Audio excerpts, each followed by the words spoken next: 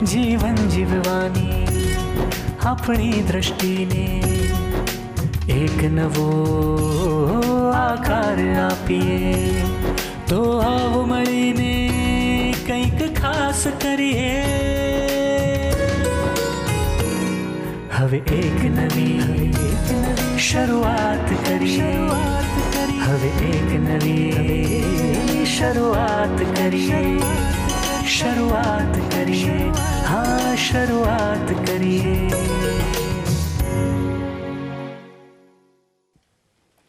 આપને મારા સાદર પ્રણામ. મારું નામ ડૉક્ટર કુંદન છે. આ જગતના નિયંતા, સર્જનહાર એક એવી અમોઘ શક્તિ છે જેને આપણે ઈશ્વર સ્વરૂપ માનીએ છીએ. એ ઈશ્વર સ્વરૂપમાં આપ શું જાણો છો કે ઈશ્વર સ્વરૂપ ખરેખર કોઈ ઈશ્વર સ્વરૂપ છે કે કોઈ એવી શક્તિ છે જે આ જગતને ચલાવી રહ્યું છે? આપણે ઘણી વખત અણદેખતો બનાવ બને ત્યારે એમ કહીએ કે ઈશ્વરની ઈચ્છા છે એટલે થાય છે. ઈશ્વરની ઈચ્છા વગર એક તરણું પણ હાલી નથી શકતું. તો એના વિશે આપના મંતવ્યો જણાવશો? હા, આપણામાં એમ પણ કહ્યું છે ને, આત્મા સો પરમાત્મા, એવું કહ્યું છે ને. તો આત્મા એ જ પરમાત્મા છે, આત્મા એ જ પરમ બ્રહ્મ છે, એ જ બ્રહ્મ છે, એ જ ઈશ્વર છે, એ જ પરમેશ્વર છે. બધા શબ્દો એને પણ લાગુ પાડે છે ને. એટલે આ બે જાતની વાતો છે. પણ હકીકત એટલી જ છે કે આત્મા એ જ ભગવાન છે ને એ જ પરમાત્મા છે. અને ઈશ્વર જેને કહીએ છીએ કે જે જગત નિયંતા, જગત સર્જનહાર કહીએ કે ઈશ્વરની મરજી વગર પાંદડું એ નથી હાલતું. તો ઈશ્વરની મરજીથી આ આતંકવાદ થયો તો ઈશ્વરની મરજી હશે તો ખરી જ ને. આ સુનામીમાં કેટલા માણસો મરી ગયા તો ઈશ્વરે જ કર્યું હશે ને. આ ધરતીકંપ નહીં, વર્લ્ડ વોર થયું ને, first world war, second world war. અને આ બધું અમુક લોકો અહીંયા આવીને રાજ કરી ગયા તો ઈશ્વરની મરજીથી હશે કે એ લોકોની મરજીથી કર્યું એ લોકોએ? અને ઘણા તો ઘરમાં જૂઠું બોલે છે નહીં છોકરાઓ. તો પછી ઈશ્વરની મરજી જ કહેવાય કે છોકરાની મરજી કહેવાય? કોને પકડીને મારવા જોઈએ? ઘણા તો એવા શબ્દો બોલે, ગાળો કહેવાય ને, ખરાબ શબ્દ, અપશબ્દ, તો આપણે કાનમાં કીડા ખરી પડે એવું લાગે. તે કોણ ઈશ્વરની મરજીથી બોલતો હશે ને? આ પ્રશ્ન આપણે આમાં કેવું છે કે બે જાતની વાતો. એક વ્યવહારિક વાતો હોય છે, લૌકિક વાતો જેને કહેવાય. લૌકિક વાતો એટલે શું કે નાનો બાબો કહે છે ભગવાને બનાવ્યો, મોટા સંતોએ કહે છે ભગવાનની મરજી. અને એક અલૌકિક વાતો હોય છે જેને સિદ્ધાંત કહેવાય છે. જેમ 2H+O એટલે પછી પાણી થાય કે ના થાય? એમાં 2H ને બદલે 1H આપું અને 1O આપું તો પાણી થાય? બોલો, એક હાઇડ્રોજનનું પરમાણુ ફેરફાર થાય તો પરિણામ બદલાઈ જાય છે. તો એવું આધ્યાત્મિક એટલે વિજ્ઞાન કહેવાય છે, સ્પિરિચ્યુઅલ સાયન્સ. અને સ્પિરિચ્યુઅલ સાયન્સમાં એક પણ રોંગ બિલીફ હોય તો સિદ્ધાંત ફ્રેક્ચર થઈ જાય છે. જો સિદ્ધાંત એનું નામ કહેવાય, ધેર ઇઝ નો કોન્ટ્રડિક્શન, અવિરોધાભાસ, એનું નામ સિદ્ધાંત કહેવાય. જેમ હાઇડ્રોજન અને ઓક્સિજન ભેગા થાય તો પાણી થાય જ, પણ કેટલા પરમાણુ 2H ને 2O ભેગા થાય તો પાણી થાય? અને 1H ને 1O ભેગું થાય તોય પાણી થાય? એક પરમાણુના ફેરફારથી રિઝલ્ટ નથી આવતું. તો અધ્યાત્મમાં પણ એક રોંગ બિલીફ હોય ને તો ફ્યુઝ ઉડી જાય. જો ઈશ્વરે કર્યું કહીએ તો પછી લોજિક શું કહે છે? ઈશ્વરને કોણે કર્યો કે ને? અને બીજો પ્રશ્ન ઊભો થાય કે મહાવીર ભગવાન આ બધું આતંકવાદ કરાવ્યો છે? કૃષ્ણ ભગવાન કરાવતા છે? શિવ ભગવાન કરાવડાવ્યો? રામચંદ્રજીએ કરાવડાવ્યો? જેને ભગવાન કહીએ છીએ તો આપણા પાસે આટલા જ નામો છે અમુક, નહીં? તો કે આ બધાથી પણ ઉપર ભગવાન હશે બીજા? એટલે હકીકત શું છે? ભગવાન પણ છે અને બીજું પણ છે કંઈક. એ શું છે વાત કરીએ તમને. પણ ભગવાન આત્માને જ કહેવાય છે. જે વિજ્ઞાનનો પ્રયોગ હોય ને, અને વિજ્ઞાની પણ છે. વિજ્ઞાની અને પ્રયોગ બે વસ્તુ જુદી હોય ને, એવા પ્રયોગ જુદી વસ્તુ છે. એ પ્રયોગને કહેવાય કયો ભગવાને કર્યું, પણ ખરેખર ભગવાન પ્રયોગનો જ્ઞાતા દ્રષ્ટા છે. અને પ્રયોગનો કરનારો કોણ છે એ રહસ્ય દાદા ભગવાને બહાર પાડ્યું. કે અમે કેટલા અવતારથી આ શોધખોળમાં હતા કે જગત કોણ ચલાવે છે, કયા આધારે ચાલે છે. જો ભગવાનની મરજી કહીએ ને તો પછી બહુ મોટા વિરોધાભાસ થાય. નહીં, મનુષ્ય મરજીવાળા હોય છે ને, અને ભગવાને મરજીવાળા હશે ખરા? ભગવાનને મરજી હશે ખરી? ઈચ્છાવાળા હોય ને ભિખારી કહેવાય. નહીં, ઈચ્છાવાળો ભિખારી કહેવાય કે ના કહેવાય? અરે મોટો મહારાજા હોય ને તો કે મારે પેલું રાજ જીતવું છે એટલે ઈચ્છાવાળો થયો કે નહીં, તો ભિખારી થઈ ગયો. એટલે ભગવાને માણસો ભીખ માગે ને ભગવાને ભીખ, તો હરખા મરજીવાળા હતા હશે? હતા હશે? હરખું જ હશે? સમજાય છે ને તમને? એટલે ભગવાન નિરીક્ષક પદ ભગવાન કહેવાય છે. અનંત સુખનું ધામ, અનંત જ્ઞાનવાળો, અનંત શક્તિવાળો. તો પછી આ બધું કરે છે કોણ? ભગવાન કશું જ કરતા નથી અને એમની હાજરી વગર થતું એ નથી. તમારા ઘરમાં પાવર જતો રહે, લાઇટ બાઇટ જતી રહી અને ઘરે 10 મહેમાનો કે જલ્દી ચા મૂક ને જલ્દી નાસ્તો ગરમ બનાવીને, તમે શું કહો? થોડું લાઇટ આવવા દો ને પછી કરું છું.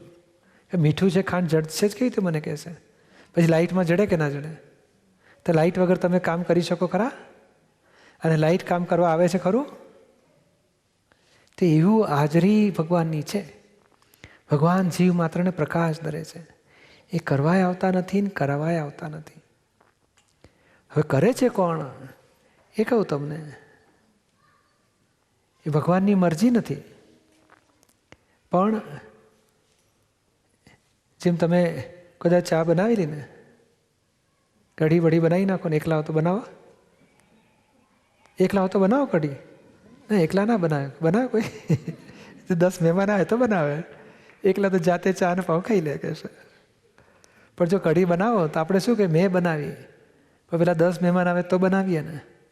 અને મસાલો જોઈએ કે ના જોઈએ? અને કઢીમાં સૌથી મહત્વનો ભાગ તો છાશ જોઈએ કે નહીં? ચણાનો લોટ જોઈએ, મીઠું જોઈએ ને. મીઠું ના આવે તો કઢી બને ખરી? ફોદા ફોદા થઈ જાય. બોલો, તો મીઠું તો પેલું જોઈએ. તો તમે કરી કે સંજોગોએ કરી? અરે કેટલા મસાલા જોઈએ, તેલ જોઈએ, પેલું વઘાર્યું જોઈએ ને, ચૂલો જોઈએ ને, સાણસી જોઈએ, તપેલું જોઈએ ને, અને લીલા ધાણા બાણા જોઈએ ને, પેલું કેટલું બધું જોઈએ ને. તો આપણે કરીએ છીએ એમાં જ ગેસનો ચૂલો પૂરો થઈ જાય તો કઢી થાય ખરી? પછી આપણે કહીએ ભાઈ કઢી મેં ઉકાળવા મૂકી પણ બફૂસ થઈ ગયો, રવો બદલે, ગેસનો બાટલો બદલે, પછી સળગાવીએ તો કઢી થાય ને? ઉભરા વગર કઢી થાય નહીં ને. એટલે કાળે જોઈએ ને પાછો, કાળ, ક્ષેત્ર, સંજોગો. બોલો, આપણે કરીએ છીએ કે સંજોગો કરે છે? You are not doer at all, you are one of the evidence. અને બધા સંજોગ ભેગા મળીને બને છે. તમને સમજાય છે?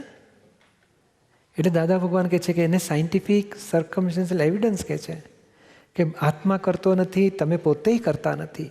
સાયન્ટિફિક સર્કમસ્ટન્શિયલ એવિડન્સ કરે છે.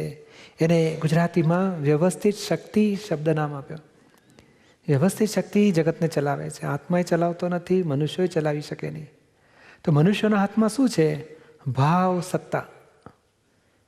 એ ભાવ જ કરે છે કે મારે બધાને સરસ જમાડવા છે, કઢી, શાક, સરસ શ્રીખંડ બનાવીશું. ભાવ કરે છે. એ ભાવ એકલો જ પોતાનો છે, તે મનુષ્યનો, આત્માનો નહીં. અને ભાવ અને સંજોગો પછી કાળ પાકે, સંજોગ ભેગા થાય ને ફળ આવે છે. હવે ભૂલ ક્યાં થાય છે? કોઈ કહે છે મેં તો કઢી 3 વખત લીધી. હા, કોણે બનાવી હતી? બહુ ફક્કડ થઈ હતી. તો આપણી કઢીના વખાણ થાય ને અંદર ગલગલિયા થાય કે આપણી કઢી. હા, એક ગર્વ રસ ખાઈએ છીએ આપણે કે મેં કર્યું, એના કર્મ બંધાય છે. અથવા તો પછી કોઈ કહે છે ને આ કઢી છે કે કડો કોણે બનાવ્યું ઠેકાણા વગરનું કહે છે. હા, ઉતરી ગયેલી કઢી કહે છે. તો આપણું મોઢું ઉતરી જાય. પછી ધીમે ધીમે રહી રહીને શું કહીએ, અહીંના દહીં બહુ સારા આવે ને એટલે કઢી જરાક એવી થઈ ગઈ. નહીં તો કહે છે અમે દેરાણી ખરી ને, હું તો ફોન કરવા ગઈ ત્યારે એણે બગાડી નાખ્યું બધું. કોકને માથે ઢોળી દે. સારું સારું મેં કર્યું અને બગડી ગયા તો કોકને માથે. એવું કરે ખરા કે આપણા લોકો? કરી જ શોધી જ કાઢે. આર્ગ્યુમેન્ટ તૈયાર જ હોય, લિસ્ટ ઓફ આર્ગ્યુમેન્ટ્સ બધી. કંઈનું પાણી, બોરનું પાણી ખરું ને કે છે, એટલે જરાક એવી જ કઢી થાય છે. અમારે તો આવી જ ફાવે, તમારા ભાઈને આવી જ ફાવે કે છે. એ સારામાં સારો જવાબ. એટલે આ કોઈક આર્ગ્યુમેન્ટ કરી અને ઠોકી દે પાછું. અને સારું ને તો કે છે અમારા પિયર ખરું ને, મારા મમ્મી એટલી ફાઇન બનાવે ને તું નાની હતી ત્યારથી એમની પાસે શીખી હતી કે છે. અને 150-200 જણાને તમે એકલા હાથે બનાવી નાખો, રસ્તો લાંબો લે પછી અને બગડી જાય ને ત્યારે કોકને માથે પાછળ. તો આપણે કરતા નથી ને કોઈએ કરતો નથી, સંજોગો કરે છે. સમજાય છે ને? તો સંજોગો જ કરતા હોય તો પછી આપણે કર્મ કરવાનો કોઈ અર્થ જ નથી ને.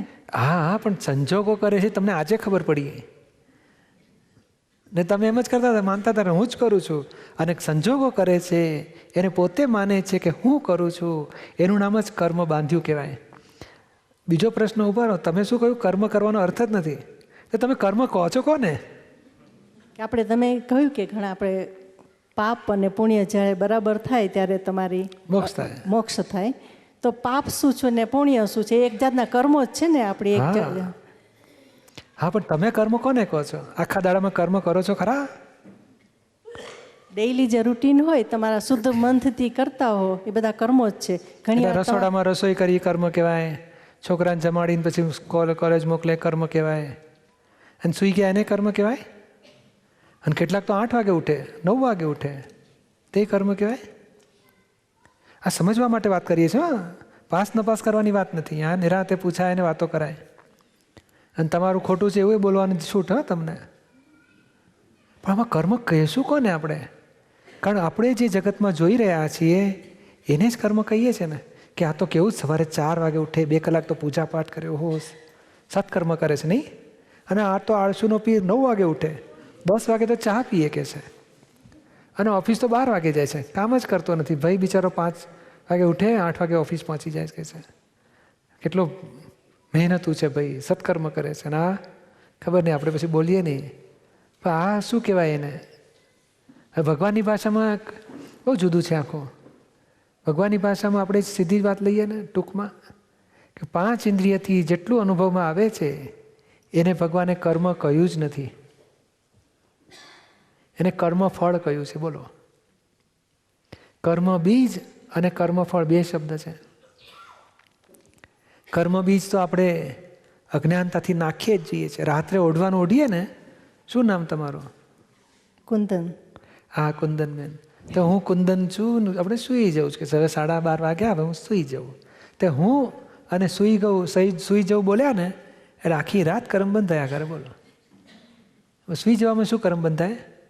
હાથમાં તો સદા પ્રકાશક, એને અમે કોથળામાં ગાલીને બાંધ્યો એટલે પાપ બંધાયું. બોલો, એટલે આખી રાત ને દાડો કર્મ બંધાયા જ કરતા હોય છે. એ કર્મ ક્યાં બંધાય છે? કોઈ પણ કર્મ ફળ વખતે હું કરું છું માનવાથી કર્મ બંધાય છે. અને હું કુંદન છું અને હું કરું છું. હવે તમે ખરેખર કુંદનબેન છો, સાચી વાત છે? દેખ ના, કુંદનબેન તો શરીરનું નામ પાડેલું, અને તમે પોતે આત્મા છો. એ પોતાની સેલ્ફ નહીં જાણવાથી હું કુંદન છું માનો છો, એને આરોપિત ભાવ કહેવાય છે, એને રોંગ બિલીફ કહેવાય છે. એ રોંગ બિલીફ એક નથી પાછી. હું આની વાઈફ થવું, આની મધર થવું, કેટલી રોંગ બિલીફો હશે. આત્માને વાઈફ હોય? આત્મા કોઈની વાઈફ હોય? આત્મા કોઈની મમ્મી હોય? હોય ખરો નહીં? It's Dada Bhagwan Foundation presentation. Trimandir Sankul, Adalaj, District Gandhinagar, Gujarat. Phone 9327 010101.